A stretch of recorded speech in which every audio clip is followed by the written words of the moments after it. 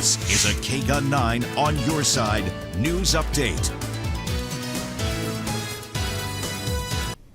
We continue to follow developments out of Sonora, Mexico, where 9 family members were shot and burned alive Monday. A Facebook post from the Agency for Criminal Investigation in Sonora says one person has been detained so far.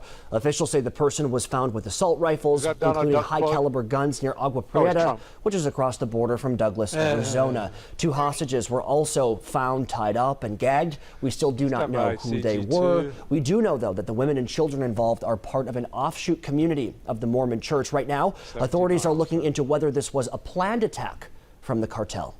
Funeral arrangements for family members are underway in Mexico, and a GoFundMe has also been set up for a link to donate and, of course, to stay up to date on this developing story. Go to our website. It's KGUN9.com.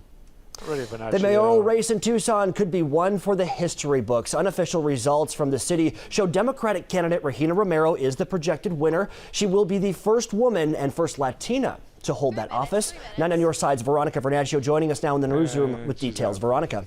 Hey, Mark. Good morning. Yeah, Democratic Regina Romero, she ended last night with 55.7% of the vote. That was against her challenger, independent candidate Ed Ackerley. Now, she could be the first Latina mayor in Tucson, and this is in a population with 43% of the population being Latina. She told KGUN9 her first action, if elected as mayor, is to work on a climate action plan. Her win last night was recognized across the country when Democratic president candidate Elizabeth Warner congratulated Romero, tweeting she's a champion for the environment and working families. Now, Romero says that she gives a lot of the credit to the volunteers that went door to door, making sure that her message was spread across the community. Back to you in the studio, Mark.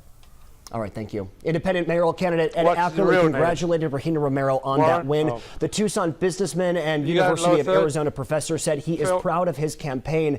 He says he plans to work with city council on some of the things he ran his campaign on, like public safety and roads as well.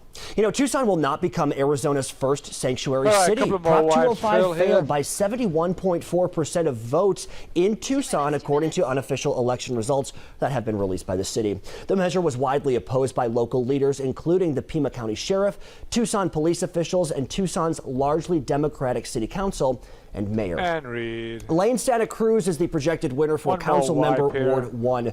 The choice of the voters is expected to take Regina Romero's place as council member. Santa Cruz says she'll get right to work, building rapport with her fellow council members to help build some of her key issues, like improving infrastructure and mobility for pedestrians, cyclists, and drivers too. You know, voters are also projected to give Democrat Paul Cunningham a third 4-year term as council member for Tucson's East Side Ward 2.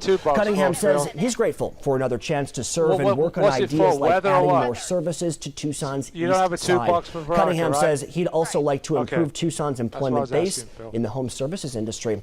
All right, we're talking some weather this morning. Thunder outside the studio, rain outside the studio. Lots going on. April Madison joining us now with a look at that. April, good morning. Good morning to you. We are seeing a lot of that now pushing through the northeast section of Pima County, Cochise County. Let's zoom in here. You can see it stretching all the way up into the town of Oracle, up into parts of Cave Creek. And there it is now just east of Oro Valley and Casas Adobes, pushing into the Tanque Verde area and much over Mount Lemmon and the Catalinas. We'll see this clear gradually late throughout the day and hold on to the low 80s, drying out right into the weekend and early next week.